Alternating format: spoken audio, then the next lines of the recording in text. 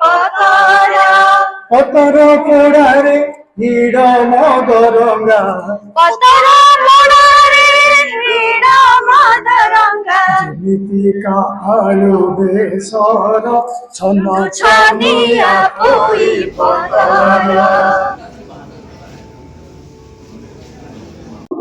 ପଖାଳ ଦିବସ କହିଲେ ତ ମୟୂରଭଞ୍ଜିଆଙ୍କ ପୂଜା। ଆମ ମୟୂରଭଞ୍ଜିଆ ମାନଙ୍କ ପାଇଁ ସବୁଦିନ ଆମର ପଖାଳ ଦିବସ।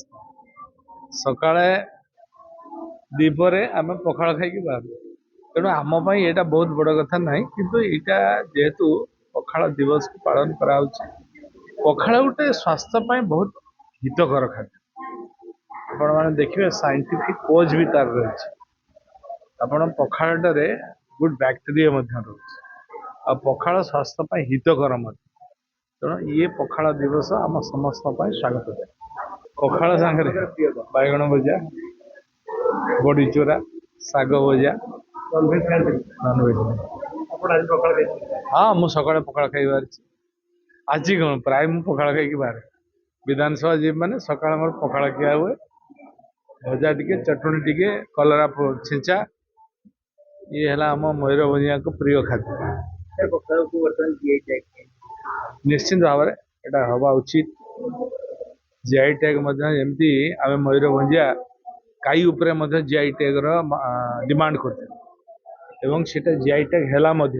ଗାଈଟା ସେଟା ରୋଗ ପ୍ରତିରୋଧକ ଶକ୍ତି ବଢ଼ାଏ ଏବଂ ତାକୁ ଜିଆଇ ଟ୍ୟାଗ ମାନ୍ୟତା ପାଇଲା। ସେମିତି ପଖାଳ ମଧ୍ୟ ଜିଆଇ ଟ୍ୟାଗ ମାନ୍ୟତା ପାଇବାର ଯୋଗ୍ୟ ଅଛି, ପାଇବା ଉଚିତ।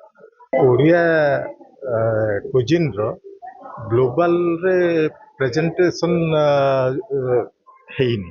ଗ୍ଲୋବାଲ ପ୍ରେଜେଣ୍ଟେସନ୍ ଆମର ଦରକାର।